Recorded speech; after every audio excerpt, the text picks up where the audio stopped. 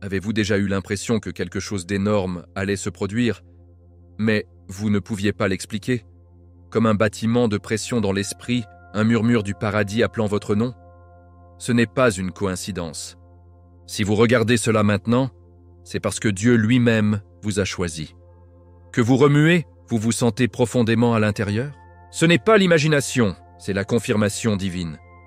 Jésus-Christ vous prépare depuis un moment comme ça. Et maintenant, ce n'est plus venant. C'est ici, tout de suite. La Bible dit dans Habacuc 2, 3, « Bien qu'elle s'attarde, attendez-la, elle viendra certainement et ne retardera pas. » Aimez, l'attente est terminée. Les portes s'ouvrent, les bénédictions coulent. Mais voici le hic. Seuls ceux qui sont prêts entrent dans les promesses de Dieu. Êtes-vous prêt à recevoir ce que vous avez prié avec des larmes et des gémissements trop profonds pour les mots? Parce que ce qui est en jeu est plus grand que votre vie. Il s'agit du destin des générations à venir. Aujourd'hui, nous plongeons profondément dans une révélation puissante directement du cœur de Dieu. Je vais vous montrer comment aligner votre esprit, aiguiser votre foi et entrer hardiment dans cette saison de réalisation divine. Manquez une seconde de cela, et vous pourriez manquer la percée même pour laquelle vous avez pleuré en secret. Avant de passer à autre chose, appuyez sur ce bouton, like, abonnez-vous à la chaîne et commentez 99. Si vous êtes prêt à vous aligner sur la vague de mouvements imparables de Dieu, ce que vous êtes sur le point d'entendre pourrait changer votre vie pour toujours. Et croyez-moi, vous ne voudrez pas être celui qui dit « Je suis presque entré dedans, mais je n'étais pas prêt. » Allons-y, votre destin n'attendra pas. Et vous ne devriez pas non plus. Il y a un temps, cher, où l'agitation dans votre esprit ne peut plus être ignorée. En ce moment, vous pouvez le sentir, n'est-ce pas? Ce n'est pas juste un autre jour, c'est un rendez-vous divin. Dieu a travaillé dans les coulisses, vous façonnant, vous préparant. À travers des épreuves, des larmes et des prières chuchotées que lui seul entendait, vous étiez forgés comme de l'or raffiné par le feu. La Bible nous rappelle dans Romains 8, 28 que toutes choses fonctionnent ensemble pour le bien à ceux qui aiment Dieu, à ceux qui sont appelés selon son but. Et devinez quoi? Cela signifie vous. Cette transformation, ce n'est pas aléatoire. C'est l'accomplissement des promesses chuchotées par la foi, scellées dans les pages de la Bible et qui fleurit maintenant dans votre vie à travers la puissance de Jésus-Christ. Vous voyez, la foi est drôle de cette façon. Elle exige que nous croyions avant de voir. Et oh, comment Dieu aime un cœur audacieux. Tout comme il a appelé Abraham pour laisser tout ce qui est familier, Genèse 12, 1, 3, il vous appelle maintenant. Oui, toi, pas demain, pas quand vous sentez prêt, tout de suite. Faites confiance à Jésus-Christ pour stabiliser vos mains tremblantes et guider chaque étape. Ceci est votre moment de la mer Rouge. Vous sortez du moment du bateau. La foi sans action est morte, Jacques 2, 17, et la saison pour agir est sur vous. Vous sentez-vous tirer dans votre poitrine? C'est la voix de Dieu, plus fort que jamais. C'est sauvage à quelle vitesse les choses changent, non? Clignote et une porte s'ouvre. Priez et soudain une montagne se déplace. C'est parce que le domaine spirituel est en collision avec le naturel d'une manière que nous n'avons pas vue auparavant. Dieu fait une nouvelle chose, tout comme il a promis à Ésaïe 43, 19. « Voici, je ferai une nouvelle chose. Maintenant, il ne va pas. Ne le saurez-vous pas? L'ennemi adorerait que vous restiez stagnant, doutant de la deuxième fois, mais ce n'est pas votre portion. Vous avez été mis à part par Jésus-Christ lui-même pour marcher en audace, alimenté par la foi et armé de la parole de Dieu. Ne le faites pas tordant, cependant. Ce n'est pas parce que la bénédiction est ici que la bataille ne s'intensifie pas. En fait, c'est la preuve que vous êtes au bord de quelque chose de saint. Lorsque David a été oint king, il n'a pas monté le trône immédiatement. Il est retourné à des moutons qui tendent. 1 Samuel 16, 13. Parfois, la foi semble se présenter jour après jour, même lorsque vous ne voyez pas de résultats instantanés. Mais, oh, quand Dieu bouge, il bouge soudainement. Restez enracinés dans la Bible. Gardez vos yeux fixés sur Jésus-Christ et croyez que chaque sacrifice, chaque saison cachée, chaque oui que vous avez donné à Dieu est sur le point de payer d'une manière que vous ne pouviez même pas imaginer. Alors, mon ami, respire. Sentez le poids de ce moment. Pas lourd de peur, mais riche en attente. Dieu ne vous a pas amené aussi loin pour vous quitter maintenant. Vous vous tenez au bord de quelque chose d'extraordinaire. Avancez, non pas dans votre propre force, mais dans la puissance imparable de Jésus-Christ. N'oubliez pas que la transformation ne concerne pas seulement ce qui vous arrive, c'est ce que Dieu fait à travers vous pour sa gloire. Et cela, bien-aimés, n'est que le début. Vous voyez, quand le sol sous nous commence à trembler, c'est à ce moment-là que les vrais leaders se lèvent. Non pas parce qu'ils ont envie d'attention ou de titre, mais parce que leur foi les ancre quand tout le reste se désagrège. Regardez autour de vous, les systèmes auxquels nous avons confiance en s'effondrent. Les économies, les gouvernements et même les institutions religieuses montrent des fissures. Mais rien de tout cela n'est une surprise pour Dieu. Dans Hébreux 12, 27, la Bible parle d'une grande tremblement de pied, afin que seul ce qui ne puisse pas être secoué restera. Et devinez quoi? Ceux qui restent fermes en Jésus-Christ, se tenant étroitement à leur foi et à la parole de Dieu, deviendront les nouveaux piliers de ce monde changeant. Le leadership ne consiste maintenant pas à se tenir sur un podium. Il s'agit de se tenir dans l'écart. Dieu soulève un reste, oui, vous m'avez bien entendu, un groupe de ceux choisis qui mènent, par exemple, pas de position. La foi sera leur boussole et l'amour sera leur langue. Peu importe si vous avez un titre sophistiqué ou une grande plateforme, ce qui compte, c'est que votre vie crie « Jésus-Christ est roi » avant même que votre bouche ne dise un mot. Pensez à Daniel. Même dans un pays étranger, sous un roi païen, il a conduit avec intégrité, prière et foi inébranlable. Daniel 6. C'est le genre de leadership que le monde est désespéré en ce moment. Et soyons réels, le leadership est désordonné. Cela signifie pardonner lorsque vous préférez avoir une rancune. Cela signifie prier pour les ennemis lorsque vous préférez les ignorer. Cela signifie porter la lumière de Dieu dans les espaces les plus sombres, sans laisser cette obscurité diminuer votre flamme. Vous, chers, avez été appelés à un moment comme celui-ci, tout comme Esther, Esther 4, 14. Votre foi, votre obéissance, votre relation avec Jésus-Christ, ce sont les outils qui reconstruiront ce que le monde essaie de démolir. Chaque choix que vous faites dans la foi est une autre brique posée dans la nouvelle fondation que Dieu construit. Ne soyez pas surpris si Dieu vous demande de diriger d'une manière qui semble mal à l'aise. Peut-être que cela s'exprime quand le silence serait plus facile. Peut-être que ça donne quand vous en avez à peine assez. Le leadership ancré dans la volonté de Dieu est souvent gênant, mais c'est toujours divin. Et rappelez-vous, la Bible promet que si vous vous humiliez sous la puissante main de Dieu, il vous exaltera en temps voulu. 1 Pierre 5, 6. Restez bas devant Dieu, et il vous élèvera haut devant les hommes, pas pour votre gloire, mais pour le sien. Votre humilité sera la plateforme à partir de laquelle sa puissance est affichée. Et donc, alors que le monde vacille et s'inquiète, vous serez ferme, un témoignage vivant du royaume de Dieu inébranlable. Votre foi sera un phare pour les perdus, votre vie un sermon plus fort que tous les mots que vous pourriez prêcher. Restez ancrés dans la Bible, enveloppés dans l'amour de Jésus-Christ et guidés par une foi inébranlable. Et juste au moment où vous pensez que vous ne pouvez pas aller plus loin, Dieu ouvrira de nouvelles portes et élargira votre influence pour sa gloire. Parce que le vrai leadership, mon ami, ne consiste pas à être servi. Il s'agit de servir avec le cœur de Jésus. Passons une chose directe, mon ami. Quand Dieu bénit financièrement, ce n'est jamais juste pour un confort personnel, c'est une mission divine. Si vous ressentez un changement dans vos finances, ne soyez pas surpris. Dieu publie des bénédictions cette saison, non pas parce que vous avez demandé le luxe, mais parce qu'il fait confiance à votre cœur pour bien le gérer. La Bible dit dans Luc 16, 10, « Celui qui peut faire confiance à très peu peut également faire confiance à beaucoup.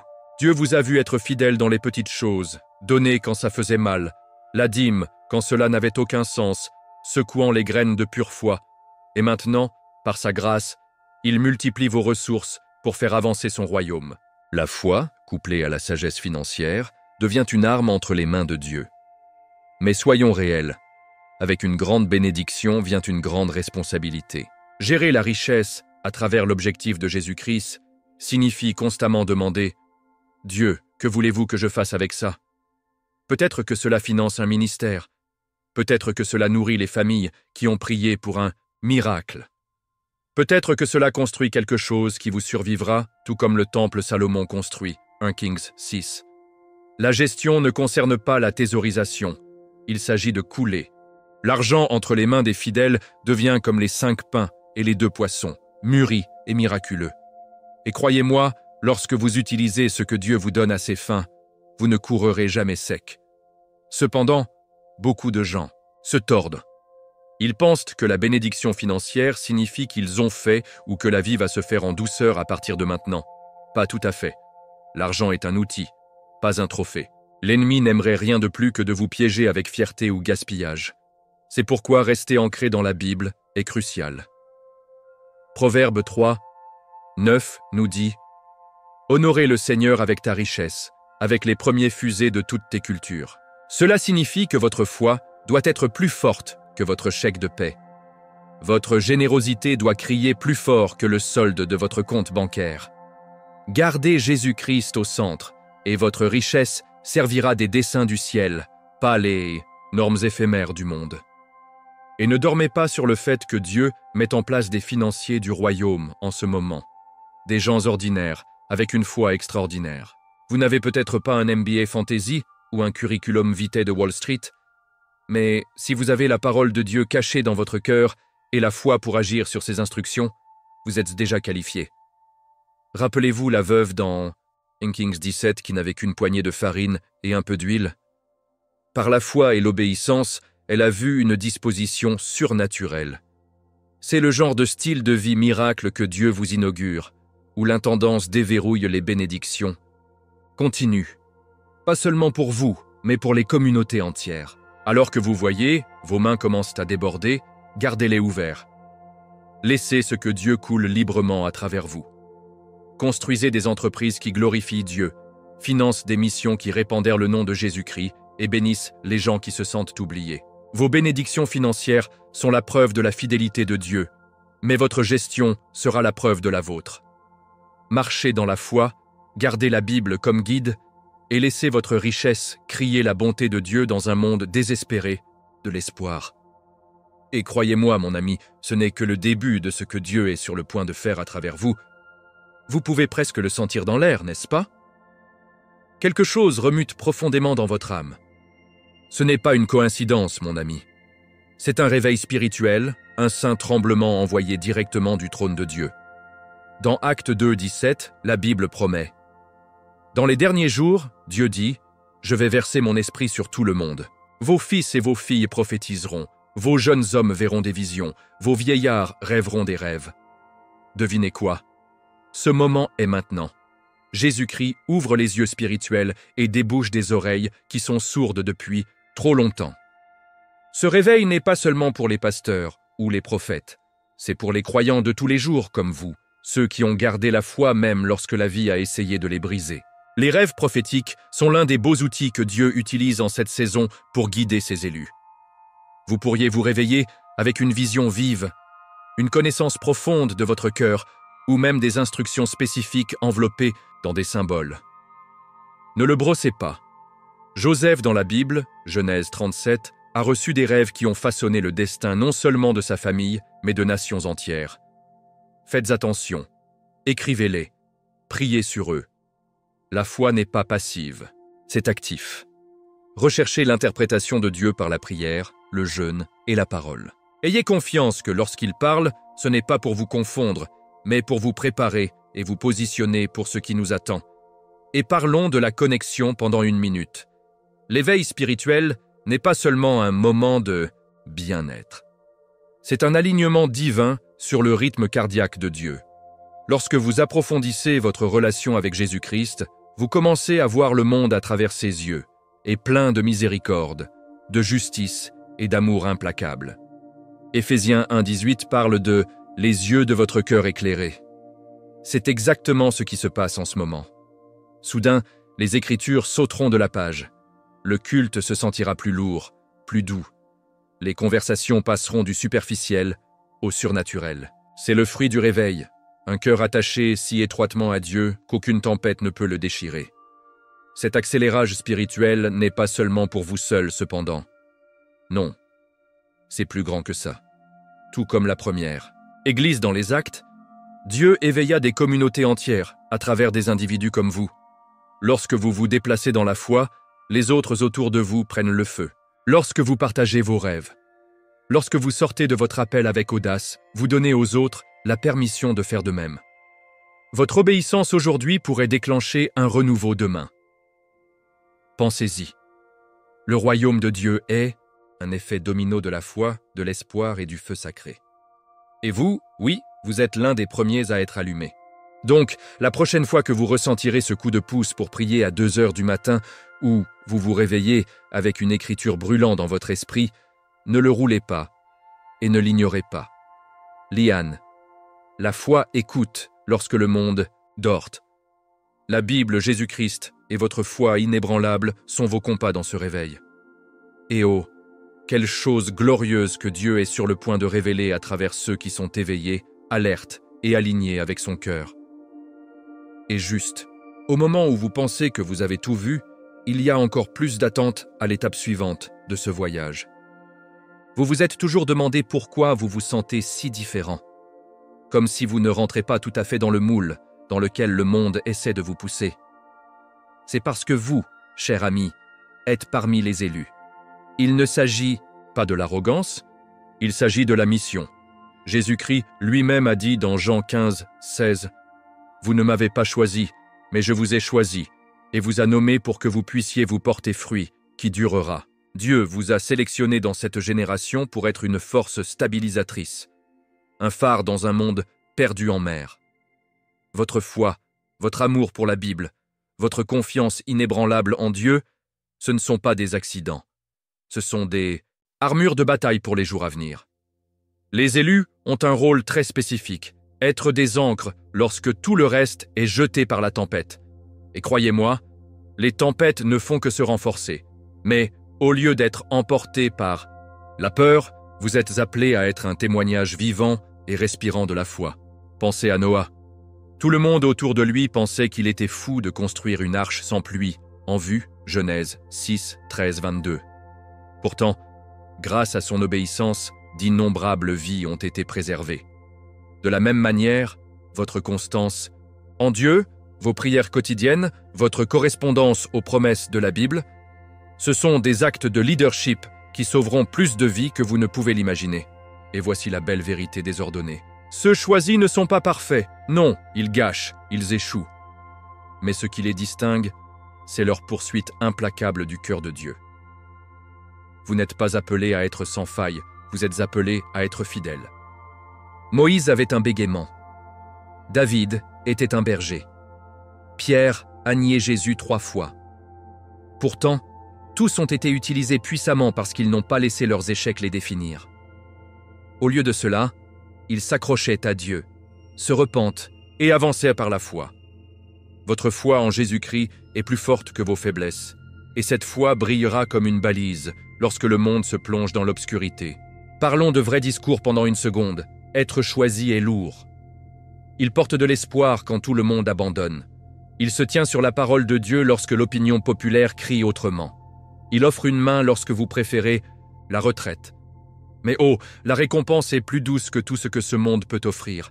La Bible promet dans Galates 6:9 « Ne nous lassons pas de faire du bien, car au bon moment, nous récolterons une récolte si nous n'abandonnons pas. » Votre récolte arrive. Votre percée est plus proche que vous ne le pensez. Continuez à semer des graines de foi, d'espoir et d'amour, et regardez Dieu faire l'impossible. Donc, lorsque vous marchez sur ce chemin sacré, rappelez-vous, vous ne marchez pas seul. Le paradis vous soutient. Jésus-Christ intercède pour vous, la Bible vous équipe, et la foi alimente chaque pas que vous faites. Vous êtes nés pour un moment comme celui-ci. Embrassez-le avec joie, humilité et confiance inébranlable en Dieu. Parce que des révélations, des responsabilités et des bénédictions encore plus importantes approchent à grands pas, attendant que ceux qui osent entrer entièrement dans leur appel. Avez-vous ressenti cette tension ces derniers temps? Comme quelque chose est sur le point d'éclater grand ouvert? C'est parce que c'est le cas. Les percées ne sont plus seulement un espoir, ils sont une certitude divine pour ceux qui se sont accrochés à la foi par la tempête. La Bible dit dans Galates 6, 7 « Un homme récolte ce qu'il sède. Et bien-aimés, vous avez semé des graines de prière, d'obéissance et de confiance implacable en Jésus-Christ depuis si longtemps. Maintenant, la récolte pousse à travers le sol. Cela aurait pu sembler lent, voire invisible parfois, mais Dieu a travaillé sous la surface. Et maintenant, ces graines cachées sont sur le point d'exploser en bénédiction. Mais ne pensez pas une seconde que ces percées sont petites. Non, non, non. Ce qui est massif. Ouvrez les portes qu'aucun homme ne peut fermer. Apocalypse 3, 8. La faveur divine qui accélère ce qui aurait pris des années en quelques instants. Des bénédictions inattendues qui font que les gens s'arrêtent et disent « Seul Dieu aurait pu faire ça ». Et ce n'est pas parce que vous l'avez gagné par la perfection, c'est parce que vous croyiez quand cela aurait été plus facile d'abandonner. C'est, mon ami, le genre de foi qui bouge le ciel et la terre. Et Jésus-Christ honore chaque larme, chaque prière, chaque bataille combattue en secret. Maintenant, soyons réels. La percée demande la préparation. Vous ne pouvez pas entrer dans une nouvelle saison avec les bagages de l'ancien. Lorsque les Israélites ont traversé les terres promises, ils ont dû laisser l'état d'esprit sauvage derrière. Joshua 1. La Bible est claire. Le vin de nouveau a besoin de nouveau. Wineskins, Luke 5, 37-38. Il est donc temps de laisser Dieu tailler ce qui a besoin d'élagage, d'affiner ce qui doit être affiné et de préparer votre cœur à gérer les bénédictions qui arrivent. La foi sera votre passeport, la Bible sera votre guide, et Jésus-Christ sera celui qui ouvre la voie, pas par étapes glorieuses. Et ne soyez pas surpris si les percées viennent d'une manière à laquelle vous ne vous attendiez pas. Les plans de Dieu sont toujours plus grands, meilleurs et plus beaux que les nôtres. Parfois, le travail que vous pensiez perdre était simplement en ouvrant la voie à l'entreprise que vous deviez construire. Parfois, la relation qui s'est terminée était la façon dont Dieu protégeait votre destin. Romains 8, 28 frappe différent. Lorsque vous réalisez que chaque porte fermée était en fait une redirection divine. Dieu ne donne pas seulement des bénédictions aléatoires. Il orchestrait une symphonie de faveur, fait sur mesure pour ceux qui ont gardé la foi même quand c'était le plus difficile. Alors serrez votre ceinture de sécurité, bien-aimés. Le changement n'est pas venu, c'est là. Les portes se balancent. Les rendez-vous divins sont prévus dans le timing parfait du ciel. La foi, la préparation et l'obéissance sont vos clés en ce moment. Continuez à appuyer, continuez à faire confiance, continuez à parler les promesses de Dieu au cours de votre vie. Parce que ce qui nous attend n'est pas seulement une bénédiction, c'est une percée qui réécrira l'histoire que vous pensiez connaître. Et lorsque vous traversez ces portes ouvertes, vous vous rendrez compte, ce n'est que le début de ce que Jésus-Christ a en réserve pour ceux qui osent croire.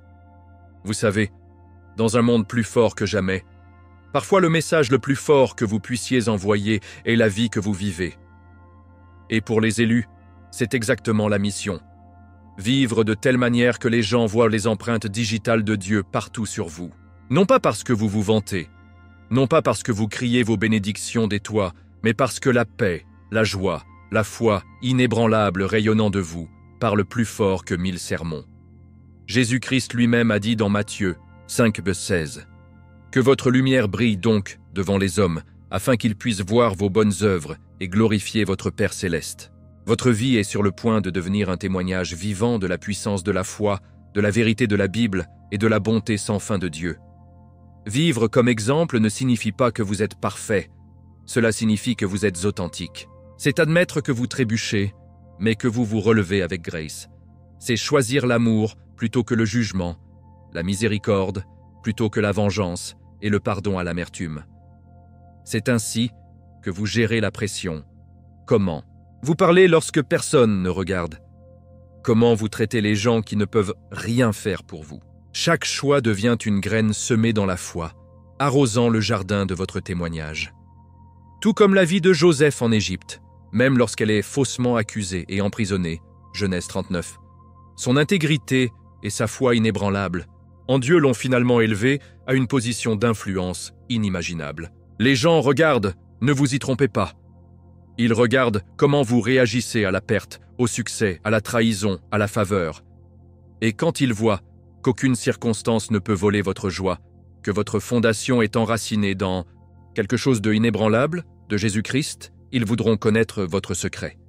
C'est à ce moment-là que vous pouvez les pointer vers la Bible, à la source de votre force, à celui qui ne vous laisse jamais partir, même lorsque la vie a essayé de vous briser. Votre vie devient une porte, un pont, un phare guidant les autres en toute sécurité dans les bras de Dieu. Maintenant, ne sous-estimez pas les petits moments. Vivre comme exemple ne signifie pas toujours de grands gestes ou des miracles dramatiques. Parfois, c'est la fidélité tranquille qui parle le plus fort. Un mot gentil. Une simple prière chuchota pour un étranger.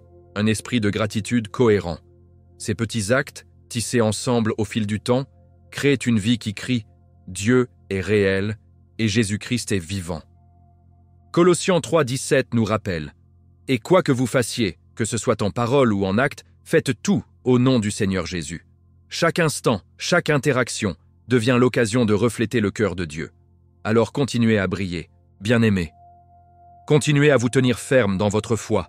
Continuez à vivre les principes nichés dans les pages de la Bible et continuez à pointer chaque bénédiction, chaque percée, chaque faveur à Jésus-Christ. Parce que plus de gens voient la preuve de la main de Dieu sur votre vie, ils seront attirés non seulement pour vous, mais pour lui. Et c'est le plus grand honneur de tous de vivre de telle manière que lorsque les gens vous rencontrent, ils rencontrent un aperçu du ciel lui-même. Et à mesure que cette vague de faveur divine grandit, il y a encore tellement de choses à venir pour ceux qui osent marcher ce chemin sacré. Maintenant, je veux avoir de vos nouvelles.